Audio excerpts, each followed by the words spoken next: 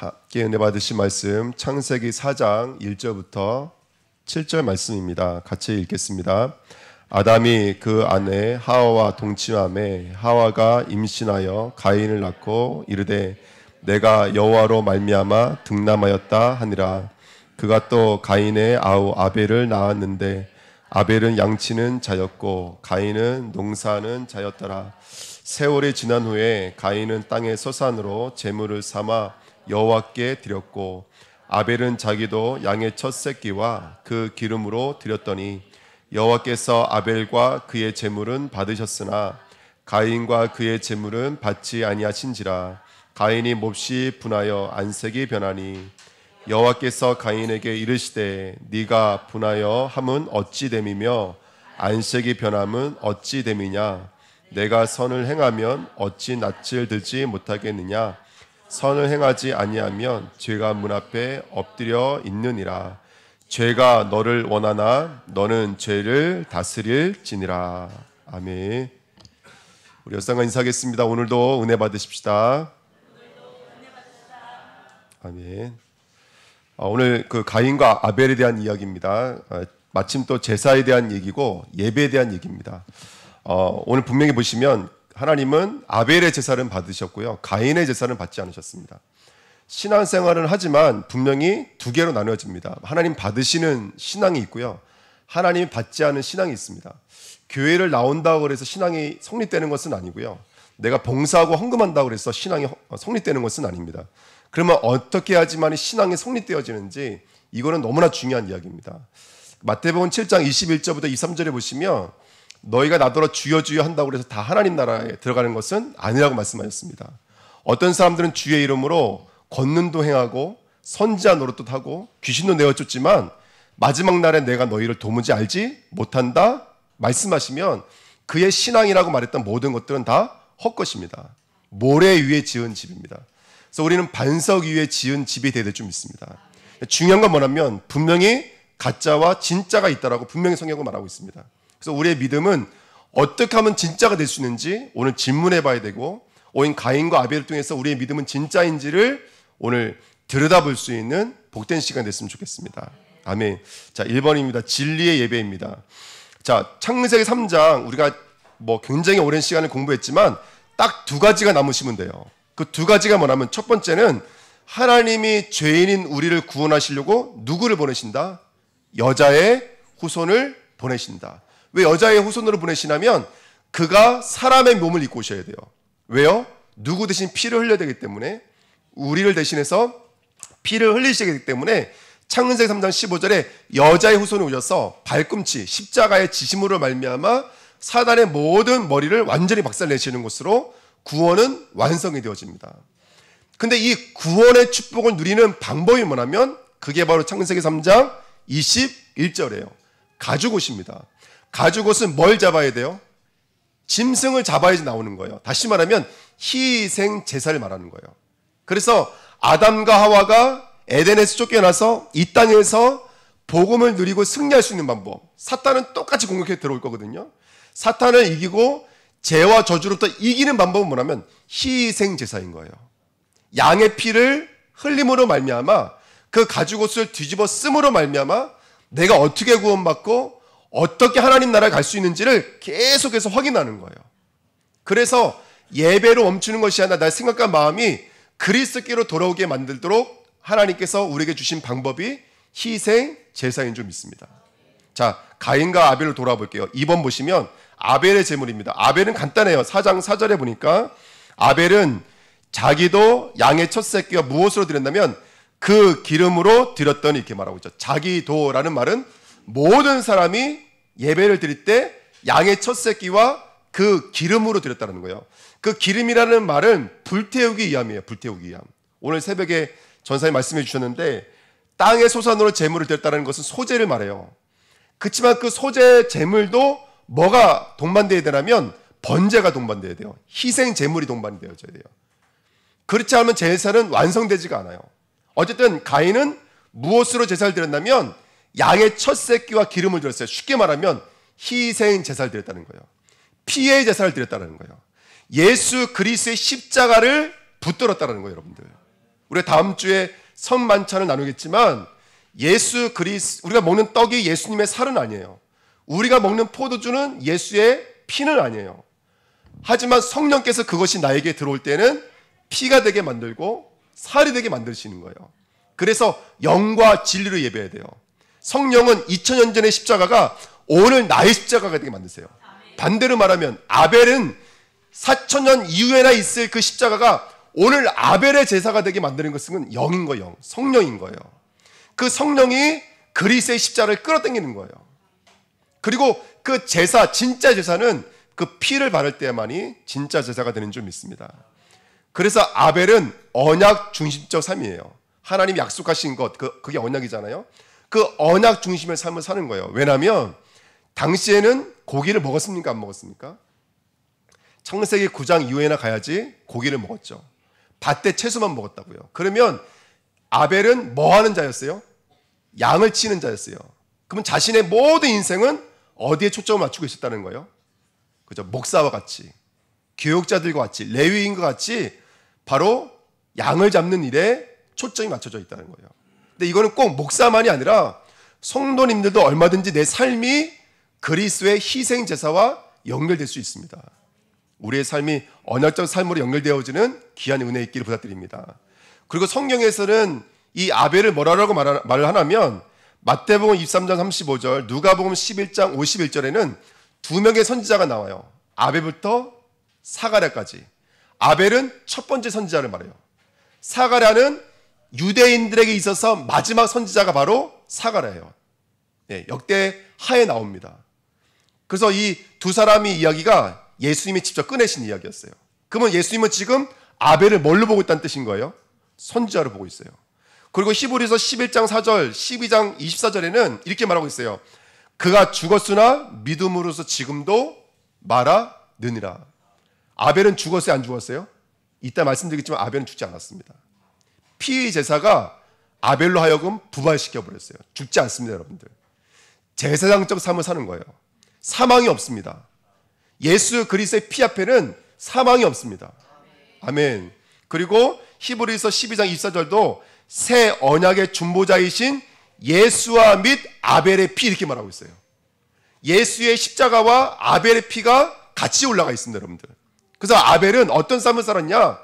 그리스도의 삼륜직인 선지자적, 제사장적, 왕적 삶을 살았다는 것을 우리가 엿볼 수 있는 대목들입니다. 이게 바로 아벨의 예배였고 아벨의 삶이었어요. 예수 그리스도의 희생을 기다리고 그것으로만 내가 죄와 사단의 범에서 나올 수 있었다는 것을 오롯이 의지하고 있는 언약 중심의 삶이었어요. 자신의 인생 모든 것이 그 양을 키우면서 양을 바라보면서 저 양의 어린 양의 모습으로 오실 예수 그리스도를 기다리는 삶이었어요. 하와는요, 내 몸을 통해서 누가 올 거야? 여자의 옷을 오실 거야. 그것만 기다리는 여자였어요. 아벨은 양을 잡으면서 그래, 이 양을 통해서 오실, 이 양의 모습으로 오실 어린 양이신 예수 그리스도를 기다리는 삶이었어요. 저와 여러분들의 삶이 이런 삶이 되시기를 축원드립니다. 성경 자세히 읽어보세요. 아벨의 제물을 받으셨다 이렇게 말씀하지 않으시고 아벨과 그 제물은 받으셨으나 가인과 제물은 받지 않았더라고 말하고 있어요. 자, 제물과 뭐를 같이 말하고 있냐면 바로 제물을 드린, 제사를 드린 사람과 같이 말하고 있는 거예요. 이게 너무나 중요해요. 여러분, 제사를 드릴 때 우리는 제물을 드리는 것 같지만 사실은 그 제물 안에는 뭐까지 포함되어져 있는 거냐면 나도 포함되어져 있는 거예요. 내가 제사를 지낼 때 양에게 안수하잖아요. 그러면 누구의 죄가 전가되어지는 거예요? 나의 죄가 전가되어지는 거예요. 이 양은 누가 돼서 죽는 거예요? 예, 우리 이민정 성도님이 되어 죽으신 거예요. 아멘. 우리 박태병 성도님이 되어서 죽으신 거예요. 이게 예배라고요. 저와 여러분들 여기 올 때 어떤 믿음으로 오시냐면 한 주 동안 이 문제, 이 사건 속에서 나를 위해 죽으신 그 예수 그리스도의 공로를 가지고 이 땅에 오셔야 돼요. 헌금인 것 같지만 단순한 돈이 아니라 이 물질은 소산이잖아요. 그리스도와 그리스도 되어준 증거라고요. 그게 예배고 그게 헌물이고 그게 헌상의 삶인 거예요. 그 축복을 가지고 예배 드릴 때 그것이 예배가 되는 줄 믿습니다. 그래서 나와 제물을 같이 받으시는 거예요. 그래서 오늘 예수가 그리스도라는 그 믿음 앞에서는 저와 여러분 됐으면 좋겠습니다. 그래서 아벨은 예수와 함께 죽고 예수와 함께 살아가는 거예요. 그게 예배입니다. 근데 중요한 건 뭐냐면 3번에 보시면 가인의 제물입니다. 가인의 제물에 너무나 무서운 것 중에 하나가 뭐냐면 가인은 시간이 지난 후에, 세월이 지난 후에, 이 말이 얼마나 중요한 말인지 몰라요. 이 말은 세월이 지난 후에 땅의 소산으로 예배를 드렸다는 것은 그 세월 전에는 처음엔 뭘로 드렸다는 얘기인 거예요? 양으로 드렸다는 얘기인 거예요. 그렇죠? 그러니까 처음에는 양으로 드렸는데 세월이 지난 후에는 뭘로 드렸다는 거예요?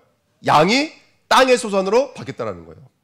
저는 예전에 이렇게 생각을 했어요. 하나님이 가인의 제사를 안 받고 아벨의 제사를 받으신 것은 아벨의 제사가 더 정성이 좋아서, 더 좋은 정성이어서 받았고 가인의 정성은 부족해서라고 생각을 했어요. 근데 성경을 보니까 성경은 그 얘기하고 있는 게 아니에요. 누구의 정성이 낮고 못 낮고의 문제가 아니라 언약이냐 아니냐에 대한 문제인 거예요. 세월이 흐른 후에 가인은 뭘로 드리기 시작하는 거예요? 가인은 농사 짓는 삶에 성경에 써 있잖아요. 그렇죠? 땅의 소산으로 제물을 드린 거예요. 그러면 수고로 친다면 누가 수고가 낮고 적고의 부분은 우리가 말할 수가 없어요. 어찌 우리가 양 치는 자의 수고와 땅을 치는 자의 수고를 비교를 할 수 있겠습니까? 두 사람의 수고는 비교가 될 수가 있는 게 아니에요. 근데 가인은 뭘 잊어버리는 거예요? 그저 피를 잊어버리는 거예요. 그리스도 여자의 후손을 잊어버리는 거예요. 하나님의 공의와 하나님의 사랑이신 십자가를 잊어버린 거예요. 그러니까 뭘로 드리는 거예요? 땅의 수산. 성경은 창세기 3장도 그렇고 4장도 그렇고 땅과 사람을 혼용해 쓰고 있잖아요. 땅 얘기하는 것 같지만 사실 누구 얘기하는 거예요? 아담 얘기하는 거고 가인 얘기하는 거예요. 다시 말하면 내 힘과 내 능력으로 드렸다라는 거예요. 근데 여러분 성경에 보시면 로마서 3장 10절에 의인은 없나니 하나도 없습니다. 로마서 3장 23절에 모든 사람이 죄를 범하였음에 어디에 이를 수 없어요? 하나님의 영광에 이를 수 없습니다. 로마서 3장 20절에 성경은 뭐라고 말하고 있냐면, 죄송합니다. 율법 행위로는 그 앞에 의롭다함을 얻을 수 있는 육체가 있어요, 없어요? 없습니다, 여러분들. 네. 땅의 소산, 내 힘과 내 능력으로 드려지는 것으로는 하나님 받을 수가 없습니다. 그건 하나님 받을 수 있는 것이 아니에요. 왜냐하면 그것으로는 죄 문제 해결할 수 없기 때문에 그래요. 죄 문제 해결할 수 없는 거면 아무리 좋은 것을 드려도 그거는 하나님 보실 땐 부정한 것이에요. 그래서 하나님은 오직 예수 그리스도만 받을 수 있는 줄 믿습니다. 그래서 하와는 무화과 나뭇잎으로 갈았잖아요. 종교. 바로 그 계보를 똑같이 입고 있는 게 가인의 모습입니다. 그러니까 저는 여기서 말씀 붙잡으면서 어떤 거에 제가 묵상하게 되면 이걸 묵상하게 돼서 세월이 흐른 후에, 이 세월이라는 단어가 이런 뜻이더라고요. 시간의 흐름이라는 뜻이더라고요. 에베소 4장에는 이런 말씀이 있어요. 너희가 말씀의 물로 너희를 씻으라는 거예요. 그 너희 안에 티나 주름 잡힌 것이 없게끔 하라는 거예요. 근데 그 주름의 원어의 뜻이 시간의 굴곡이란 뜻이에요. 무슨 말이냐면, 왜 사람이 살다 보면은 손에 상처가 나기도 하고 얼굴에 주름이 생기기도 하고 그렇잖아요. 왜요? 그렇죠? 뭐 맹장 수술 받으면 여기 수술 자국도 생기기도 하고, 점점 가면 갈수록 몸에 뭐가 생겨요? 우여곡절이 생겨요. 주름이 잡힌다고요. 근데 이게 무슨 말이냐면, 물론 우리 겉으로 봤을 때는 주름이 잡힐 수도 있고 상처의 흔적도 있을 수 있지만 우리 몸은 항상 뭐의 흐름이 있어야 되냐면 과거, 현재, 미래라고 하는 시간의 흐름이 있는 게 아니라 우리에게는 말씀과 언약의 흐름이 있어야 돼요. 우리는 시간의 흐름을 타는 자가 되면 안 돼요. 그래서 우리 주내교 성도님들은요, 도대체 나이가 몇인지를 알 수 없는 사람이 되셔야 돼요. 아멘. 예, 티나 주름 잡힌 것이 없고 말씀의 물로 깨끗하게 쓰시기를 축원드립니다. 아멘. 가끔씩 우리 교회 보니까 그 나이 때문에 약간 좀 스트레스 받으시는 분이 계신 것 같더라고요. 예. 근데 티나 주름 잡힌 것이 없는 말씀의 흐름이 있는 사람이 됐으면 좋겠습니다. 왜 이 말씀 드리냐면, 성경의 인물들을 보면은 그렇게 대단하고 훌륭했던 사람들이 뭐를 이기지 못해요? 이 세월의 흐름을 이기지 못해요. 이 말은 무슨 말이냐면, 사단은 끝까지 한다는 거죠. 끝까지. 중간에 쉬거나 바카스 먹거나 잠자는 일이 없습니다. 사탄은 우리가 천국 가는 그날까지 끝까지 사탄은 사탄의 일을 해요. 세월 앞에 장사가 없어요. 전 사무엘상 읽고 있는데 사울의 초반부가 그렇게 멋있는지 몰랐어요. 다시 한 번 더 확인하는 거지만. 전 사울 나쁘다고만 생각했지 사울은 싸운 데마다 이겼습니다. 얼마나 성령에 충만했는지 몰라요. 근데 시간이 흐르면 그렇게 뭐가 삐지고 들어오는 거예요? 죄가 삐지고 들어와요. 다윗도 마찬가지고 아브람도 마찬가지고 성경에 필요 없는 그런 이야기들이 꼭 기록되어져 있어요. 이게 무슨 말하냐 하면 우리의 영적인 경각심을 주는 거예요. 베드로의 마지막이 뭐예요? 다윗을 통해서 기록되어져 있지만 이방인들과 밥 먹다가 유대인들이 돌아오니까 도망하는 거였어요. 여러분 우리가 세월을 지켜야 됩니다. 세월이 내 몸을 타고 흐르지 않도록 영적 싸움 하셔야 돼요. 어느 순간부터 시간과 공간에 딱 체질이 돼가지고 거기에 꽉 묶이면 안 돼요. 그럼 여러분 이 땅에 살면서 이거는 노하우라든지 연륜은 누구든지 있는 거예요. 하지만 거기에 묶이면 안 돼요. 성도는 시의 공간이 초월되어지셔야 돼요. 아 이건 안 돼, 이건 못해 이러시면 안 돼요. 하나님은 어떤 상황 속에서도 일할 수 있는 분이에요. 근데 세월에 묻히게 되면 나도 모르게 거의 묶인다니까요. 나도 모르게 묶여요. 우리 주은혜교회 성도님들은 말씀의 흐름이 있는 하나님의 사람들이 됐으면 좋겠습니다. 그래서 세 번째 보니까 그 사람이 분하여 함은 어찌미뇨 안색이 변하니 이렇게 성경에 써 있어요. 자, 이따가 이제 분하다, 안색이 변하다 이런 말이 계속 나오는데요. 다시 말하면 왜 안색이 변했어요? 누구 걸 안 받았기 때문에 그래요. 내 걸 안 받았기 때문에. 그러면 재물이 벌써 예수가 아니었다는 얘기인 거예요. 뭘 드렸다는 거예요? 내 열심, 내 치성, 내 정성을 드렸다는 거예요. 그러니까 안색이 변하고 분이 나는 거예요. 이따가 라멕에 대해서 이야기가 나오지만 그 가인의 후손 중에 라멕이라는 사람이 나오는데 사람을 죽여요. 왜 죽였냐고 물어보니까 뭐 때문에 죽였대요? 저 사람이 나를 화나게 만들었어. 거기 써 있어요. 여기 사장이 써 있습니다. 그러니까 여러분 내가 기준이 되면 안 돼요. 내가 기준이 되면 잠전적 뭐가 되는 거죠? 살인자가 되는 겁니다. 내가 기준이 되면 잠전적 간음자가 되는 거예요. 거짓 증거자가 되는 거예요. 성경은 정확히 말하고 있습니다. 나 중심이 아닌 그리스도 중심이 되야 될 줄 믿습니다. 그래서 7절에 보시면 너가 선으로 죄를 다스리라는 거예요. 선의 뜻이 뭐냐면 하나님의 뜻대로 되어지는 건 선이라고 그래요. 쉽게 말하면. 그럼 이 상황에서 하나님의 뜻은 뭐죠? 가인이 어디로 돌아오는 거예요? 피제사로 돌아오는 거예요. 그게 바로 선입니다. 죄는 뭘로만 우리가 다스릴 수 있냐면 하나님의 선이신 그리스도로만 다스릴 수 있는 줄 믿습니다. 그 틀린 예배의 결과로 사망이 들어오고 살인이 들어오게 됐습니다. 자, 그래서 네 번째 보시면 하나님 받으시는 진정한 예물은 요한복음 4장 24절 하나님께 예배하는 자가 뭘로 예배 드려야 된다고요? 영과 진리로 예배할지니라 했습니다. 영은 아까 말씀드렸죠. 성령. 성령이 2000년 전의 십자가가 오늘 나의 십자가가 되게 만드세요. 그리고 진리라는 말은 뭐냐면 알레테이아, 진짜란 뜻이에요. 여러분 제사가 진짜 제사가 되려면 뭐가 있어야 되냐면 제물이 있어야 제사가 되어져요. 그러면 예배를 드릴 때 뭐가 있어야지 이게 예배가 될까요? 목사님, 전사님, 반주자, 그리스도가 있어야지만이 제사가 됩니다. 그래서 성도님들이 여기 오셔서 온전한 예배가 되게 해달라고 기도하셔야 돼요. 아멘. 그래야지만이 저와 여러분들 승리할 수 있습니다. 사단은 계속 우리에게 세월을 주입시켜요. 시공간을 주입시켜요. 그래서 그리스도와 멀어지게 만들어요. 그리스도가 중심이 되어 하나님의 사람들로 쓰임 받으시기를 축원드립니다. 2번입니다. 그렇게 가인의 후손들은 뭐의 이름을 부르는 자라면 땅의 이름을 부르는 자예요. 예. 자, 계속 흙에 대해서 얘기를 하죠. 창세기 4장 12절에 보시면 12절 이렇게 써 있습니다. 네가 밭을 갈아도 땅에 다시는 그 효력을 내게 주지 아니할 것이요 너는 땅에서 피하며 유리하는 자가 되리라. 자, 땅의 소산으로 예배를 드렸다고요. 그러니까 하나님이 뭘 저주하시는 거예요? 땅을 저주하시는 장면이에요. 근데 사실은 땅을 저주하는 게 아니에요. 가인을 저주하시는 장면이에요. 근데 이게 저주 같지만 사실은 살리는 거예요. 뭐라고 말씀하셨냐면 땅에 다시는 효력을 내지 않을 거니까 어디에 머물지 말라는 거예요?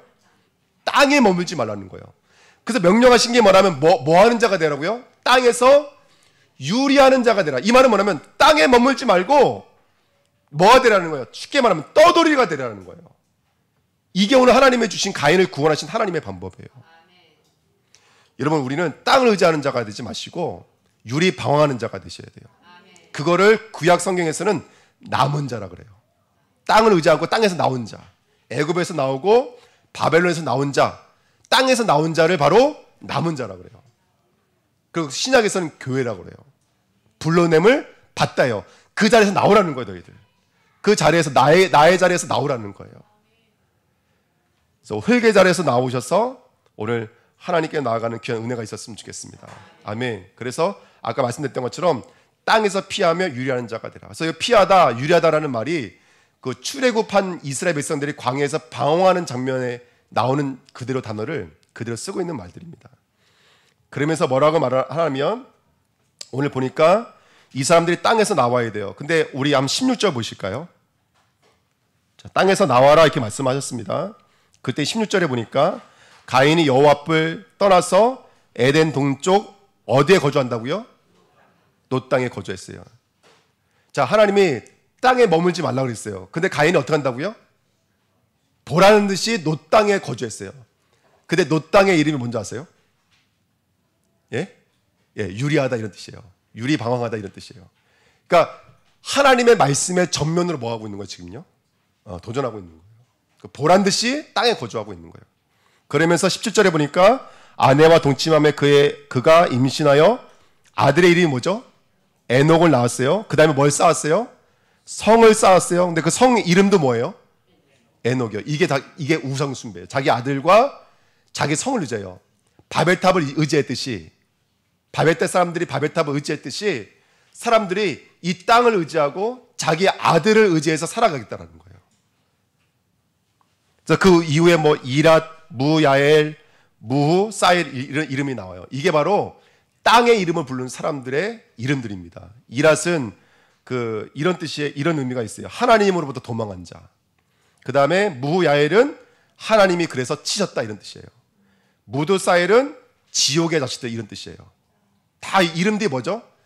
땅을 의지해서 저주받은 그런 사람들의 이름들이에요. 그러니까 땅을 의지했던 사람들의 이름들입니다. 쭉 가다가 누가 나오면 라멕이라는 사람이 나와요. 라멕은 포악하다 이런 뜻이에요. 아나 부인 이런 뜻이에요. 아나 무인 이런 뜻입니다. 그러면서 라멕이 아들을 낳았는데 그 아들이 3명이었어요. 어떤 사람이었냐면 바로 여러분 잘 알다시피 야발과 유발과 두발가인을 낳았습니다. 18절에 나와 있어요. 18절이 아니라 19절부터 보시면 라멕의 두 아내를 맞이하니 하나 이름은 아다요. 아다의 이름은 빛, 기쁨 이런 뜻입니다. 이런 뜻이에요. 결혼하니까 너무 좋다라는 거예요. 결혼하니까 막 빛나. 너무너무 기뻐. 이렇게 이름을 지은 거예요. 그런데 그래 또 결혼했어요. 누구랑 결혼했어요? 실라와 결혼했어요. 실라의 뜻이 뭐예요? 그늘이라는 뜻이에요. 좋을 적을 결혼했더니 안 좋다 이런 뜻입니다. 이게. 그러니까 땅의 이름을 부르는 사람들이에요. 결혼하니까 너무 좋은 거야. 그러니까 또 결혼하면 또 좋을 줄 알았더니 결혼하고 나니까 이게 만만치가 않은 거예요. 예. 이런 모습들이 성경 기를 때 너무너무 제가 재밌게 읽었는데요. 그런 의미입니다. 그 다음에 이제 아이를 낳는데 20절에 보시면 아다는 야발을 낳았으니 그는 장막에 거주하며 뭘 치는 자였어요? 가축 찌는 자의 조상이었어요. 쉽게 말하면 경제를 다 장악했다고요. 그리고 21절에 그의 아우 이름은 유발이니 그는 수군과 퉁소, 악기를 연주했다고요. 문화를 말합니다. 문화를 다 장악했어요. 문명과 문화와 경제를 장악했어요. 뿐만 아니라 22절을 보니까 실라는 누구 낳았어요? 두발가인을 낳았는데 두발가인은 뭐 하는 사람이냐면 그는 구리와 쇠로 여러 가지 기구를 만드는 자였어요. 쉽게 말하면 무기를 만드는 자였어요. 예. 새벽에도 말씀드렸지만 이스라엘은 다윗 시대나 가서나 철기를 만집니다. 근데 벌써 하나님을 떠나서 땅의 이름을 부르는 자들은 벌써 철기를 소유하기 시작했어요. 이만큼 대단한 사람이 됐죠. 그러니까 문화, 경제, 힘을 다 접목해버린 거예요. 누구의 이름을 부르는 자들이? 땅의 이름을 부르는 자들이. 여러분 한번 우리가 객관적으로 한번 보시자고요. 누가 더 잘 살아요? 예수 믿는 사람들이 더 잘 살아요? 예수 안 믿는 사람이 더 잘 살아요? 예? 예, 우리는 인정하기 싫지만 세상 사람들은 너무 선명하게 알죠. 예. 여러분 장사하는 사람도요 대충 거짓말하고 속여야 장사가 잘 돼요. 그래 안 그래요? 예? 그거 정신 바짝 차려가지고 안 돼요, 여러분들. 정신을 놔야 장사도 잘 되죠. 그러니까 땅의 이름을 부르는 자예요. 예를 들어서 뭐 아침에 뉴스 들어보니까 우리나라 탈북민이 3만 5천 명이가 된대요. 탈북민이 대부분 도시에서 처음 시작을 한대요. 근데 도시에 적응을 못한대요, 결국은. 그래서 언로가 나면 귀농, 귀어를 한대요. 근데 귀농, 귀어를 하려면 밭을 일구고 바다를 일궈야 되는데 일을 할 수 있는 자본금들이 없는 거예요. 그러니까 뭐죠? 무슨 아파트래? 임대 아파트 살고 있고 그들은 여기서 살지 않았으니까 담보 이런 것들이 없잖아요. 그러니까 그거 할 수가 없는 거예요. 그러니까 제도 자체가 이 사람들 살기가 너무너무 어렵고 힘든 거예요. 그러니까 제가 이렇게 보면 뭘 느끼냐면 세상에서는 착하게 살아야 돼, 열심히 살아야 돼, 아이들한테 이렇게 배우지만 사실은 사회에 나가면 속여야 돼요. 거짓말해야 되고 그렇지 않으면 살아갈 수가 없는 거예요. 그러니까 그 사람들은 제도적 장치로는 그 사람들은 자신들의 미래가 사실상 없는 거예요. 그런 모습들을 보면서 땅의 이름을 부르는 사람들이 왜 이렇게 치열하게 살아가는지가 보이더라고요. 여러분 한번 저는 예전에 정신병원에서 사역을 잠깐 해본 적이 있는데 정신병원에 한번 가보십시오. 착한 사람들 다 정신병원에 와 있어요. 교도소 사역도 해봤거든요. 제가 교도소 사역도 해봤어요. 교도소 사역 가보면요 다 경제사범들은요 열심히 산 사람들이에요. 진짜 열심히 사는 사람들 다 거기 와 있어요. 제가 고등학교 때 충격을 먹었다니까요. 제가 술집에서 아르바이트를 했는데 동네 깡패들인데요 다 얼마나 잘 사는지 몰라요. 근데 다 연결되어 있어요. 그 사람들이 그 지역에 있는 모든 것이 그 사람 다 연결되어 있어요. 건축 이런 거 다 잡고 있어요. 이게 세상 사람들이. 제가 그거 보면서 학교에서는 착하게 사면 돼, 열심히 사면 돼. 막상 세상 나오면 살인하지 않으면 안 돼요. 가늠하지 않으면 안 돼요. 거짓 증거하지 않으면 안 돼요. 그러니까 라멕이 이상한 사람이 아니에요, 여러분들. 두발 가인이 이상한 사람이 아니에요. 이 땅은 복음 모르면 그렇게 살 수밖에 없는 거예요. 후대들은 마약할 수밖에 없는 거예요. 치열하게 싸우고 전쟁하면서 살아갈 수밖에 없는 거예요. 그렇죠? 그래서 우리가 이 복음을 보면서 애통한 심령으로 나라를 위해서도 기도해야 되겠고 시대를 위해서 후대를 위해서 함께 기도해야 될 줄 믿습니다. 애통하지만 우리가 할 수 있는 건 다른 게 아니에요. 여러분 망대들을 세워나가셔야 됩니다. 어디에요? 내 마음에. 내 마음에 흔들리지 않는 망대를 세우셔야 돼요. 어디에요? 내가 살고 있는 현장의 망대를 세우셔야 돼요. 이게 하나님의 필수 약속들입니다. 그리고 후대 망대. 세 번째가. 네 번째가 치유 망대. 왜냐하면 병든 사람들이 너무 많아요. 마음이나 정신적으로나 육신적으로나 아픈 사람들이 너무너무 많아요. 치유 망대. 다섯 번째 선교 망대. 여섯 번째 이 모든 사역을 감당하려면 산업인들이 일어나야 돼요. 산업인 망대. 그래서 여러분 우리가 할 수 있는 건 없지만 우리가 대단한 사람은 아니지만 이 시대를 바라보면서 창세기부터 흘러왔던 이 역사들을 바라보면서 우리가 말씀을 언약으로 붙잡으셔야 돼요. 그리고 정말로 우리가 모여서 말씀을 포럼하면서 꿈을 꾸고 비전을 바라보면서 언약을 붙잡으셔야 돼요. 아멘. 그리고 이 치열한 영적인 싸움에 정말로 예수 그리스도 이름으로 한 발자국 한 발자국 나가야 돼요. 누구를 꺾으면서 사단의 권세를 무찌르면서 죄의 저주를 끊어내면서 한 발자국 한 발자국 나가야 돼요. 하나님은 경작하며 지키라고 했잖아요. 우리에게 이 에덴 땅을 경작하며 지키도록 우리를 두신 거예요. 그 걸음을 걸어가야 될 줄 믿습니다. 땅의 이름을 부르는 자들이에요. 땅의 이름을 부르는 자들. 저와 여러분들은 누구의 이름을 불러야 될까요? 오늘 결론입니다. 우리 마지막 25절, 26절 한번 읽어볼게요. 25절, 26절입니다. 같이 읽습니다. 시작. 아담이 다시 자기 아내와 동침하매 그가 아들을 낳아 그의 이름을 셋이라 하였으니 이는 하나님이 내게 가인이 죽인 아벨 대신에 다른 씨를 주셨다 함이며 셋도 아들을 낳고 그의 이름을 에노스라 하였으며 그때 사람들이 비로소 여호와 이름을 불렀더라. 비로소 누구의 이름을 부르기 시작하더라는 거예요? 여호와 이름을 부르기 시작했습니다. 여호와 이름을. 자, 누가 여호와 이름을 부른다면 여기 두 명의 사람이 나와요. 첫 번째는 셋이라는 사람이 나오고 두 번째는 에노스라는 사람이 나와요. 셋의 이름의 뜻은 뭐냐면 간단히 말씀이 이런 뜻이에요. 아벨 대신에 주신 씨. 말 그대로예요. 두다, 놓다. 그러니까 아벨이 없으니까 그 아벨의 자리는 필연적인 자리거든요. 왜? 그리스도가 오셔야 되기 때문에 아벨은 있어야 돼요. 그러니까 아벨 대신에 누굴 두신 거예요? 셋을 두다 이런 뜻이에요. 아담을 에덴에 두셨다 이렇게 말하고 있죠. 두셨다. 그 말과 똑같은 말이에요. 저와 여러분들을 지금 그리스도가 계세요, 안 계세요? 여기는요. 지금 제주 현장에 그리스도가 안 계시잖아요. 그러니까 그리스도 대신에 누구를 두신 거예요? 그렇죠. 우리를 두신 거예요. 그게 바로 셋이에요. 두다, 놓다. 아멘. 저와 여러분들을 그 언약의 계보로 그 언약을 증거할 아벨의 사람들로 여기다 두신 거예요. 선지자적, 제사장적, 왕적 사명을 감당할 사람으로 하나님이 여기에 두신 거예요. 그래서 여기 두다라는 말 속에는 뭐도 포함되어 있다면 부활되다라는 말이 포함되어 있어요.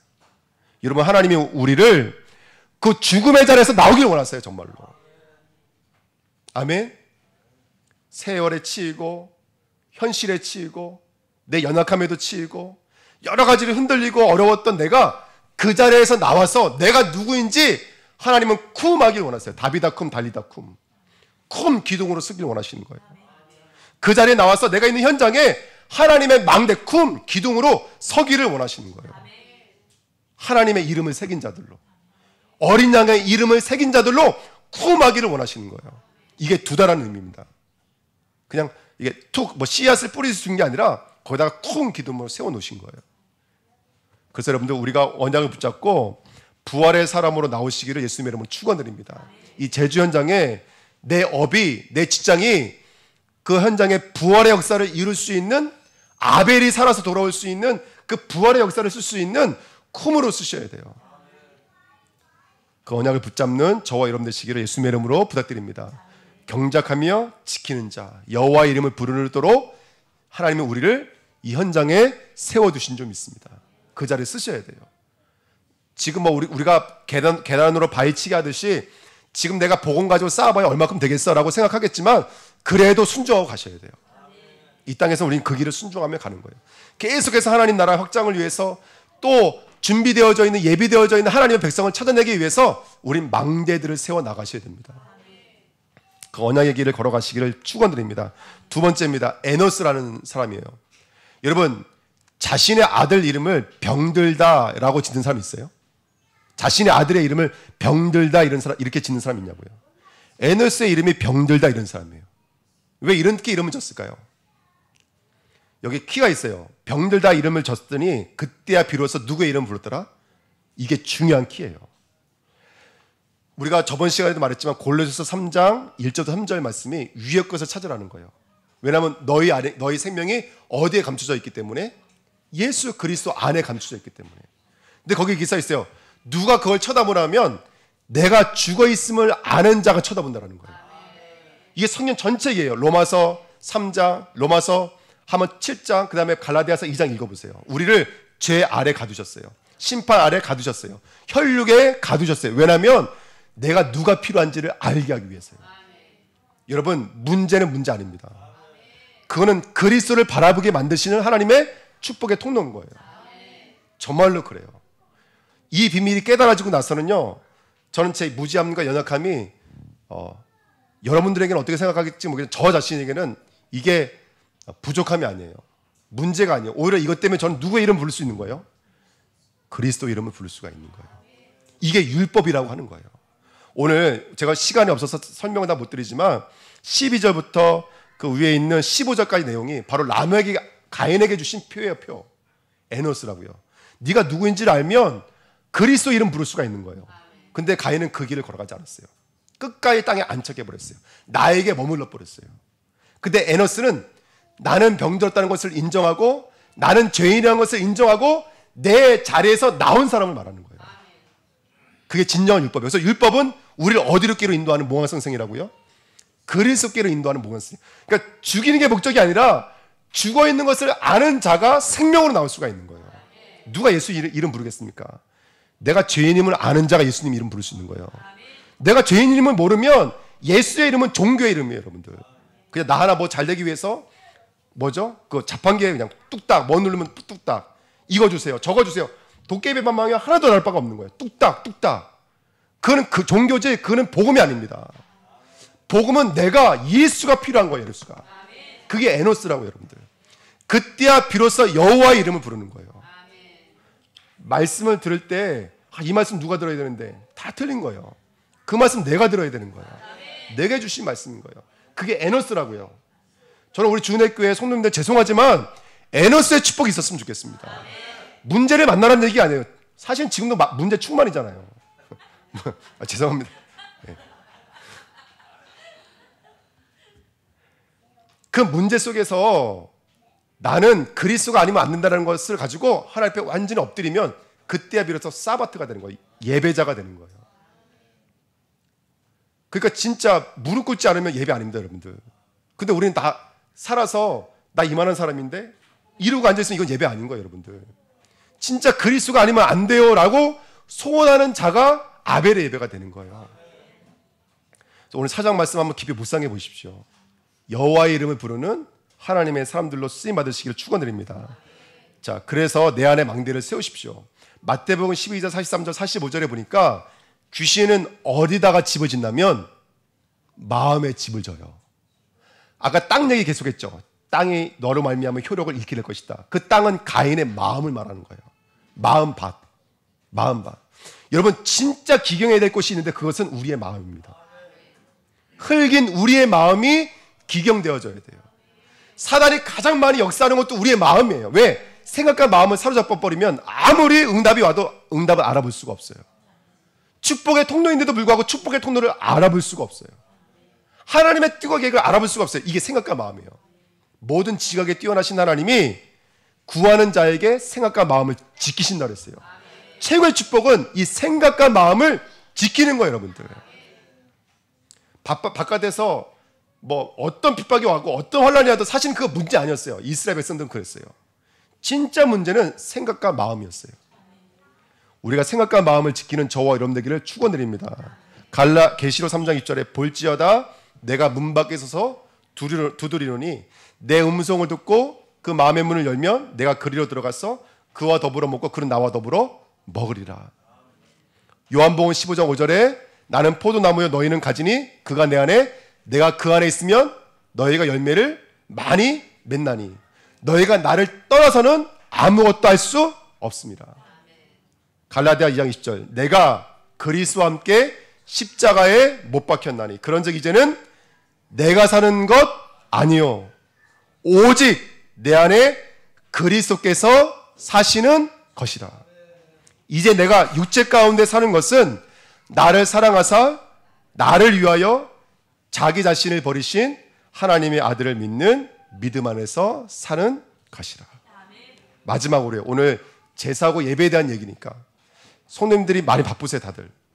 근데 이번 주간에 이거 좀 묵상해 보셨으면 좋겠어요. 우리 성도님들이 예배에도 바빠지셨으면 좋겠어요. 예배에도 바빠지셨으면 좋겠어요. 알아요. 시간이 안 되시는 거 저도 알아요. 그거 억지로 포기하고 오라는 얘기가 아니라 이런 시간들이 있으면 좋겠다는 거예요. 막 퇴근하고 와서 밥 먹고 막 씻고 교회 오기가 굉장히 분주하고 바빠요. 그런 바쁨이 있자는 거예요. 세상에도 바빴지만 이제 예배를 드리기 위한 바쁨도 우리가 갖자라는 거예요. 그래서 아벨의 제사를 앞과 뒤와 겉과 안이 온전히 회복하는 그런 한 주간 됐으면 좋겠습니다. 기도하겠습니다. 하나님 감사드립니다. 아벨의 예배를 회복할 수 있도록 축복하여 주옵소서. 왜 양의 예배해야 되는지, 왜 어린 양의 예배가 되어야 되는지, 왜 피제사여야 되는지, 왜 십자가가 아니면 안 되는지를 깨달을 수 있는 귀한 예배가 될 수 있도록 축복하여 주옵소서. 감사드리며 예수 그리스도의 이름으로 기도하옵나이다. 아멘.